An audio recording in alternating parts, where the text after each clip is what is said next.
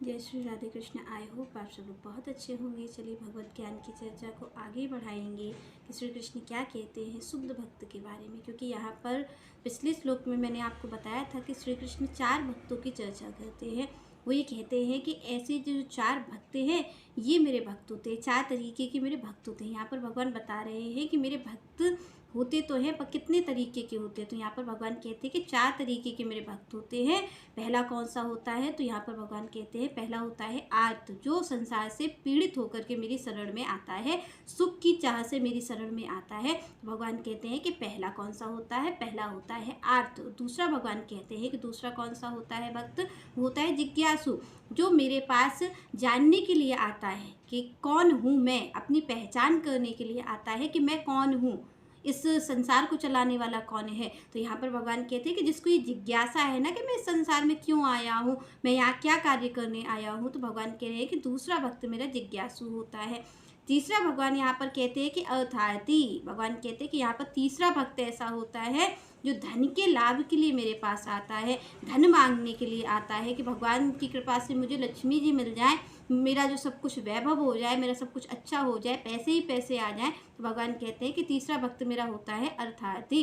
तो भगवान ने यहाँ कहा कि चौथा भक्त मेरा कौन सा होता है, वो होता है ज्ञानी। यहाँ पर भगवान कहते हैं जो ज्ञानी भक्त है वो मेरा चौथा भक्त है। भगवान कहते हैं वो ज्ञानी भक्त क्या करता है, ज्ञानी भक्त ज्ञान के लिए आता है कि मैं ये जान सकूं कि कौन है इस संपूर्ण सृष्टि को चलाने वाला, कितने वेदों में क्या लिखा है, शास्त्रों में क्या लिखा है, मुझे ज्ञान की प्राप्ति हो जाए, मैं सब कुछ जान लूँ कि कैसा कैसा होता है इस संसार में, क्या कैसे घटित होता है। तो भगवान कहते हैं जिसको ये ज्ञान की इच्छा है वो ज्ञानी भक्त भी मेरा भक्त होता है। तो भगवान कह रहे हैं कि 4 तरीके के भक्त हैं और 4 तरीके की इच्छाएं हैं उनकी। पर भगवान कह रहे हैं कि भाई ये जो भक्त हैं तो मेरे भक्त तो है, पर मुझे ये अत्यंत प्रिय नहीं है। हाँ भक्त हैं तो मैं इनकी ओर भी देखता हूँ, इनकी इच्छा को भी पूरा करता हूँ। तो भगवान कहते हैं कि ये शुद्ध भक्त नहीं है मेरे, वो शुद्ध भक्त ही मुझे अत्यंत प्रिय है। जो शुद्ध भक्त है उसे ही मैं बहुत प्रेम करता हूँ। तो यहाँ पर श्री कृष्ण कहते हैं कि ये मेरे भक्त हैं पर मैं इनसे प्रेम नहीं करता हूँ, मैं इनसे उस तरीके का प्रेम नहीं करता हूँ जिस तरीके से मैं अपने शुद्ध भक्त से प्रेम करता हूँ। तो यहाँ पर श्री कृष्ण कहते हैं कि भाई भक्त तो है, अब देखिए आपके परिवार में भी 4 लोग होते हैं, 4 लोग में पर आप अपने आप को देखेंगे तो आपके क्लोज तो कोई एक ही होगा, वो 4 लोग आपके क्लोज नहीं हो सकते हैं। तो 4 लोग यहाँ पर होंगे पर आपके करीब तो कोई एक ही होगा। आप तो ऐसे किसी को अपना समझते होंगे, कोई एक ही होगा जिससे आप अपनी बात साझा करते होंगे, जिससे आप अपनी बातें करते हैं, हर तरीके की बात करते हैं। तो यहाँ पर श्री कृष्ण कहते हैं कि चारों भक्त तो मेरे ही हैं, मेरी भक्ति कर रहे हैं, मेरा ही ध्यान कर रहे हैं, पर ये मुझे प्रिय नहीं है क्योंकि मुझे मेरा शुद्ध भक्त प्रिय है। तो यहाँ पर बात अब ये आती है कि भाई शुद्ध भक्त कैसा होता है। शुद्ध भक्त क्योंकि आप और हम जब ये जानेंगे कि भाई भगवान को, क्योंकि आप और हमारी क्या इच्छा है कि हम भगवान को प्रिय लगे, तो जब एक कृष्ण भावना भावित व्यक्ति जो होता है और जिसकी ये इच्छा होती है कि भगवान को क्या प्रिय लगता है, तो वो ये जानने की कोशिश करता है कि मैं वैसा कैसे आचरण करूं कि मैं भगवान को प्रिय लगूं। तो यहाँ पर श्री कृष्ण कहते हैं कि मुझे शुद्ध भक्त प्रिय है। तो यहाँ पर शुद्ध भक्त की भगवान यहाँ पर कहते हैं कि भाई शुद्ध भक्त का स्वभाव कैसा होता है कि अभिलाषिता शून्यम। भगवान कहते हैं कि जैसे आप देख रहे हैं कि यहाँ पर जो आर्त भक्त है उसकी सुख की इच्छा है, जो अर्थार्थी है उसकी धन की इच्छा है, जो जिज्ञासु है उसे जानने की इच्छा है, जो ज्ञानी है उसे ज्ञान लेने की इच्छा है। तो आपको पता चल रहा होगा ना कि चारों में कुछ ना कुछ इच्छा है, कुछ ना कुछ भगवान से प्राप्ति के लिए वो आ रहे हैं कि भाई भगवान की शरण में आ रहे हैं, भगवान का भजन करने के लिए आ रहे हैं, तो कुछ ना कुछ प्राप्ति की इच्छा है। तो यहाँ पर भगवान कहते हैं कि भाई ये मेरे शुद्ध भक्त नहीं। क्यों शुद्ध भक्त नहीं है?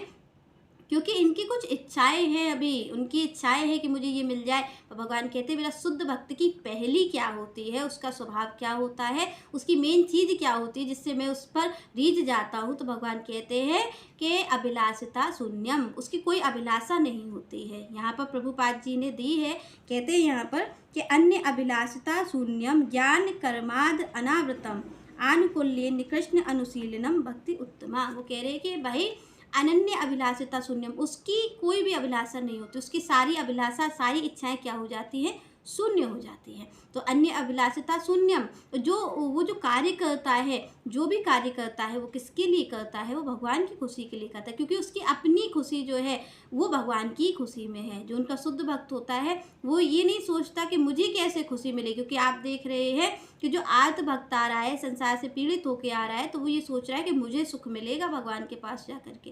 तो यहाँ पर जो शुद्ध भक्त होता है वो ये नहीं सोचता मुझे किस चीज़ से सुख मिलेगा, वो ये सोचता है कि श्री कृष्ण को किस चीज़ से सुख मिलेगा, मैं वैसा ही कार्य करूँ, मैं वैसा ही आचरण करूँ जिससे उन्हें सुख की प्राप्ति हो। तो यहाँ पर भगवान कहते हैं कि शुद्ध भक्ति की क्या होती है, अपनी कोई इच्छा नहीं होती, उसकी सारी अभिलाषिता शून्यम यहाँ पर कह रहे हैं।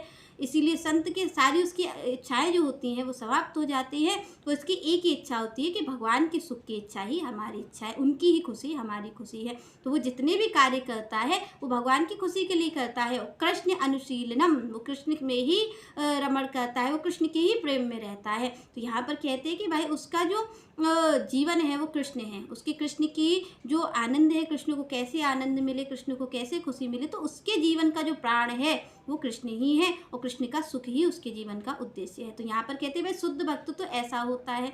शुद्ध भक्ति की हर क्रिया किसके लिए होती है, भगवान के सुख के लिए होती है, वो अपना विचार नहीं करता। यहाँ पर देखो आप देखेंगे कि भाई ज्ञानी है, ज्ञानी ज्ञान के लिए आ रहा है, और शुद्ध भक्त तो उस अवस्था को प्राप्त होता है कि शुद्ध भक्त वैकुंठ भी नहीं चाहता, शुद्ध भक्त मोक्ष भी नहीं चाहता है, शुद्ध भक्त को स्वर्गलोक की भी इच्छा नहीं होती, कोई भी इच्छा नहीं। यहाँ पर कह दिया अन्य अभिलाषिता शून्यम, मतलब कोई भी इच्छा नहीं, सारी अभिलाषा खत्म हो जाती है जब भगवान की ओर कोई प्रेम की ओर चलता है, जब भगवान से कोई प्रेम करता है। क्योंकि आप यहाँ देख रहे होंगे प्रेम तब तक नहीं हो सकता जब तक लेन देन है, जब तक हम भगवान से कुछ लेना चाह रहे हैं ना, तब तक हमारे भगवान से प्रेम हो ही नहीं सकता। हम भगवान से निष्काम प्रेम नहीं कर सकते। क्यों? क्योंकि हमारी लेने की इच्छा है। जहाँ लेने की इच्छा होती है, जहाँ आप किसी से ले रहे हैं, आपको कोई दे रहा है, तो वहाँ पर प्रेम नहीं हो सकता। वहाँ पर क्या होता है, वहाँ पर व्यापार होता है। क्योंकि आप और हम लेन देन कहाँ पर करते हैं, व्यापार में ही करते हैं। कोई आपको कुछ दे रहा है, आप उसके बदले उसे कुछ दे रहे हो। यहाँ पर आप देखेंगे कि भगवान जो 4 भक्तों का वर्णन करते हैं, वो 4 भक्त क्या कर रहे हैं, वो भगवान का भजन कर रहे हैं और भगवान से उसके बदले कुछ ना कुछ लेना चाहते हैं। ज्ञानी को ज्ञान लेने की इच्छा है, ज्ञानी सोचता है कि मुझे ज्ञान की प्राप्ति हो जाए।